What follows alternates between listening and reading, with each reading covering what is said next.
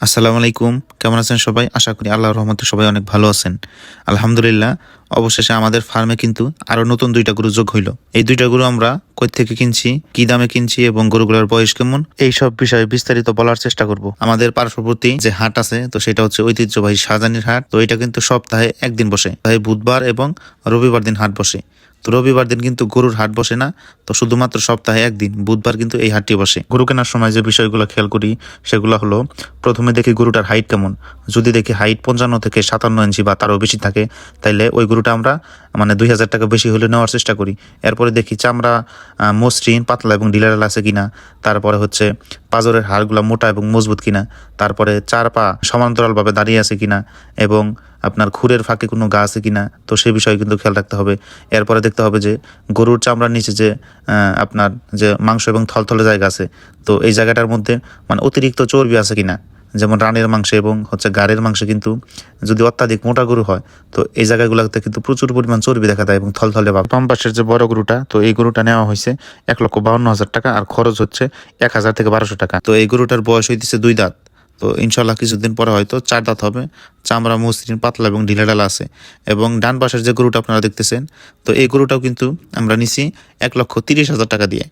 তো এই গরুটার বয়স এখন মাত্র ২ দাঁত হয়েছে, তো ১ দাঁত কিন্তু পড়ে গেছে।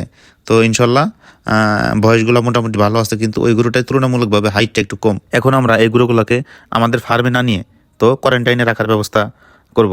তো কোয়ারেন্টাইনের জায়গা হলো, কিছুদিন আগে কিন্তু আমার বোনের বাড়িতে যে ১টা ২টা গরু ছিল, তো সেখানে কিন্তু পর্যাপ্ত পরিমাণ জায়গা আছে, বেশ কয়েকটা গরু রাখা যাবে। তো আমরা সেখানে নিয়ে রাখবো এবং সেখান থেকে বিভিন্ন ধরনের ভ্যাকসিন, কৃমিনাশক করে তারপরে কিন্তু আমাদের মূল ছেড়ে নিব। এইখানে সাধারণত আমরা কিন্তু ১০ থেকে ১২ দিন কোয়ারেন্টাইনে রাখছি, যেহেতু প্রচুর পরিমাণ শীত, আর কোয়ারেন্টাইনে কিন্তু ব্যবস্থাপনা তেমন ভালো না। আর সময় মতো যদি গরুকে পরিচর্যা করতে না পারেন, তারপরে এখন কিন্তু শীতকাল, তো শীতকালে দেশি এবং শাহিওয়াল জাতের গরুর কিন্তু এমনিতেই সমস্যা। তারপরে আলহামদুলিল্লাহ আমাদের গরুগুলা কিন্তু কোনো প্রকার কোনো রোগ হয় নাই এবং খাওয়া দাওয়া অনেক ভালো আছে। তারপরে সব কিছু কিন্তু ঠিকঠাক আছে। তো এখন এইগুলোকে কিন্তু আমরা অলরেডি এফএমডির ভ্যাকসিন দিছি। তো আমরা কিন্তু গত সপ্তাহে এফএমডির ভ্যাকসিন দিছি। ইনশাল্লাহ আমরা আজকে এখান থেকে আইভারমেকটিন গ্রুপের ম্যাকটিন প্লাস ইনজেকশন, যেটা অত্তপরজীবী এবং বহিঃপরজীবী দমন করার জন্য, এটা প্রতি ১০০ কেজি বডি ওয়েটের জন্য কিন্তু ৪ মিলি করে আমরা চামড়া নিচে দিছি। তো ইনশাল্লাহ ১৫ দিন পরে বুস্টার ডোজ হিসাবে কিন্তু আমরা ট্রাইকোবেন্ডাজল এবং লিবামিজল গ্রুপের যে কৃমিনাশক ট্যাবলেট, তো সেই ট্যাবলেটগুলো কিন্তু আমরা খাওয়াবো। তো এরপরে আমরা নিয়মিত পরিমাণ মতো জিঙ্ক এবং লিভারটনিক দিব। তারপর থেকে কিন্তু আমরা গরুকে পর্যাপ্ত পরিমাণ খাবার দিব। যখন আমাদের ফার্মে নতুন গরু তুলি, যদি আমাদের গরুর ঘরের মধ্যে পুরাতন কোনো গরু থাকে, বকনা অথবা দুধের গাভী থাকে বা বাছুর গরু থাকে, তাইলে কিন্তু যদি বাহিরের নতুন কোনো গরু আমরা নিয়ে আসি, তাইলে কিন্তু বড় ধরনের সমস্যা হতে পারে। তো সবচেয়ে যে বড় ধরনের সমস্যা হয় সেটা হলো এফএমডি। কারণ এফএমডি হইলে কিন্তু অনেক ক্ষেত্রে তো ৪ মাসের নিচের যেগুলো বাছুর, তো সেগুলো কিন্তু বাঁচানো সম্ভব হয় না।